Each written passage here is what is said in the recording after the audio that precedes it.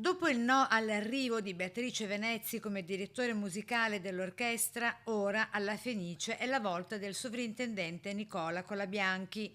Con una petizione online ne viene chiesta la revoca dall'incarico per il grave danno di immagine creato al teatro con la scelta Venezzi, si legge. La raccolta firme lanciata sulla piattaforma change.org da lui, il musicologo veneziano nonché utente del teatro Giorgio Peloso Zantaforni. Una petizione da inviare al Ministro della Cultura Giuli per chiedere la rimozione del sovrintendente Colabianchi dal suo incarico. Ed è proprio la Vox tra la gente a raccontare più delle dichiarazioni ufficiali. La nomina di Nicola Colabianchi continua a far discutere più nei corridoi che in strada.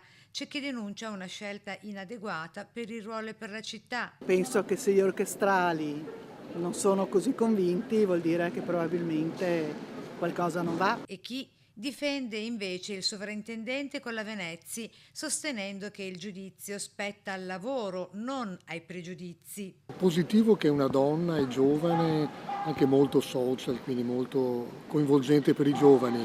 Sulle sue capacità tecniche, francamente, non so che dire. Questo lo lascio ai tecnici, però sarebbe una bella cosa per Venezia. Molti cittadini poi ignorano la vicenda o scelgono semplicemente di non esporsi davanti alle telecamere. No, non voglio esprimermi. Non so neanche chi sia. Chi è? Direttrice d'orchestra. Ah, non ho argomenti. Mi spiace.